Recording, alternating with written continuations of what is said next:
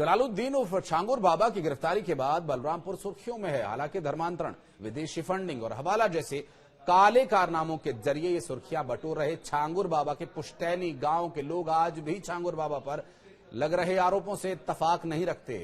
गौरतलब है कि अतरौला तहसील के ही रेहरा माफी गांव के फकीरी टोला में छांगुर बाबा का पुश्तैनी मकान है। साथ ही एसटीएफ की पूछताछ में जमालुद्दीन उर्फ छांगुर बाबा ने कई सनसनीखेज खुलासे भी किए। छांगुर बाबा ने धर्म परिवर्तन के लिए जाति के आधार पर रकम तय कर रखी थी। जी हां, हिंदू लड़कियों के ये रेड कार्ड जारी करता था।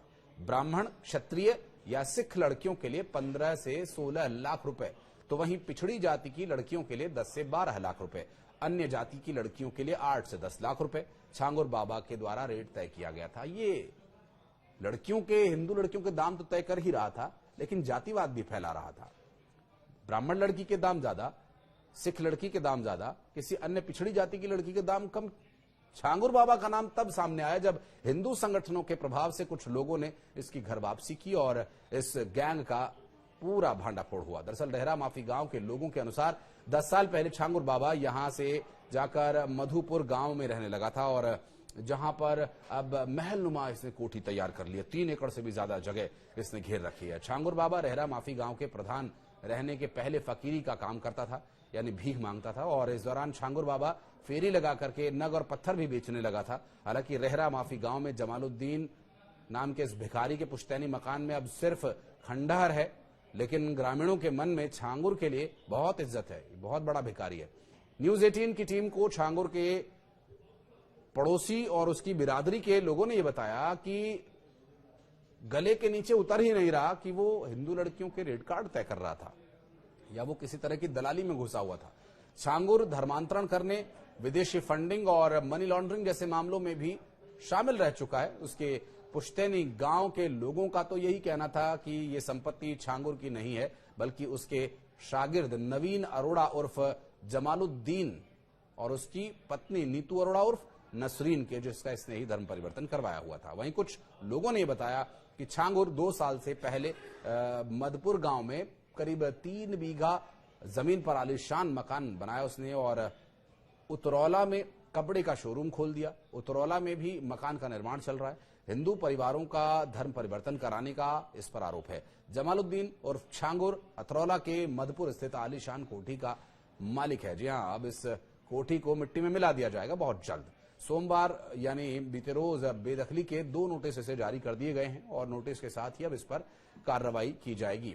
एक 17 मई और दूसरा 26 मई को नोटिस जारी हुआ। दरअसल तहसीलदार एसपी प्रजापति ने सोमवार को यह बताया कि जिस तारीख में बेदखली की गई और उसी तिथि का नोटिस भी चस्पा किया गया। पूर्व में कई नोटिस इसे भेजे गए थे, लेकिन किसी ने गेट ही नहीं खोला, इसलिए पहले जारी किए गए नोटिस को अब चिपका दिया गया है। और राजस्व टीम की रिपोर्ट के अनुसार नीतू रेहरा नाम से मधुपुर में जो 337/370 मकान है, निर्माण जिस जमीन पर हुआ वो दरअसल बंजर भूमि है, जिसका आवंटन किसी को नहीं हुआ है और ये निर्माण अवैध है पूरी तरह से। जमीन भी आवासीय उपयोग के लिए स्वीकृत नहीं है। इससे निर्माण किए गए भवन को तत्काल हटाया जाए। सोमवार शाम करीब 6:30 बजे तक छांगुर की कोठी पर पुलिस बल के साथ पहुंची प्रशासन की टीम ने गेट पर बेदखली कर नोटिस को चस्पा किया और प्रभारी निरीक्षक अवधेश राजू सिंह ने बताया कि बेदखली के नोटिस के बाद मधुपुर में सुरक्षा बढ़ा दी गई है। तहसीलदार ने बताया कि 7 दिन में अतिक्रमण नहीं हटाया गया तो प्रशासन अपने स्तर पर अतिक्रमण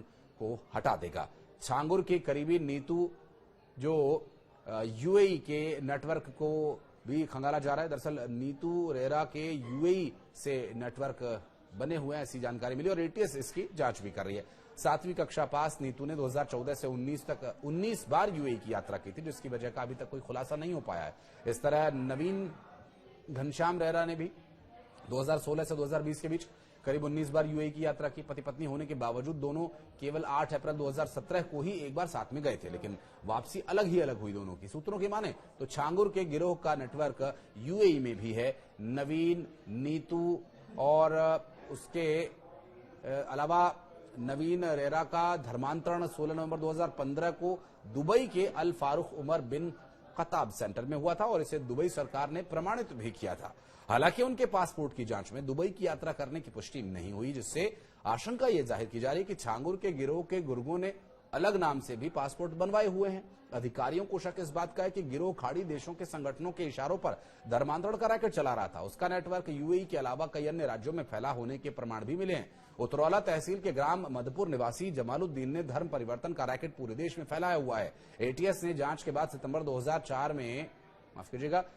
2024 में छांगुर समेत 10 लोगों को इस पूरे मामले में आरोपी बनाया था और छांगुर ने 1 साल में ही करोड़ों की संपत्ति अर्जित की और अंगूठी बेचने का काम करते करते खुद को पीर घोषित कर दिया। यानी भीख मांगते मांगते वो पीर बन गया। एटीएस की जांच मार्च में तेज हुई।